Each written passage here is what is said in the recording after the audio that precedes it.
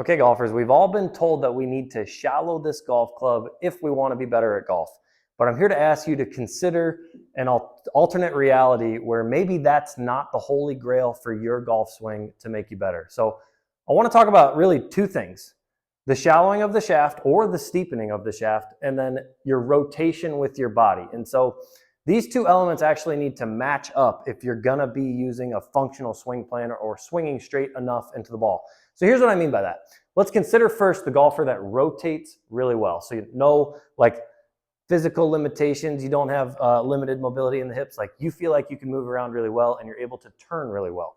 Well, that golfer, in the scenario with a steeper shaft, meaning the shaft is more vertical or that the club head itself isn't very far behind the player, well, if all I did from this position was rotate really well, you can see how everything wants to pitch out in front of me. And so as I take that shaft from kind of that steeper or neutral even position, as I rotate, everything moves out in front of me, and now my path is going to be way to the left on the ball. I'm going to hit massive pulls and massive slices. So a player that rotates really well, it's not a great idea to have this shaft in a very vertical position. Again, that makes the swing direction unusable.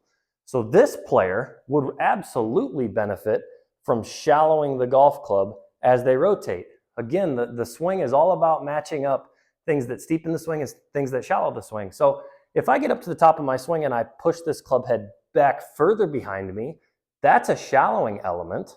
And as I do that, if I rotate, well, I can actually get those elements to offset, and now my swing direction is pretty neutral, and I've taken advantage of the benefits of the rotation that I'm able to get. Benefits of rotation, right? I can get some shaft lean, I can control low point, I maybe don't have to twist the club head as much through the ball. All really good things. But unfortunately, not all of us rotate really well. You know, there's people with some limited mobility. For whatever reason, you may not rotate as well as like tour players do. Totally acceptable, right? Well, then I'm going to argue that you actually may not benefit from shallowing the golf club in transition. And here's why. If I shallow the golf club in transition and I don't rotate very well, the golf club is going to move extremely inside out. I'm going to hit massive pushes and massive hooks, and I'll even suffer from probably some contact issues because my low point is too far behind the ball.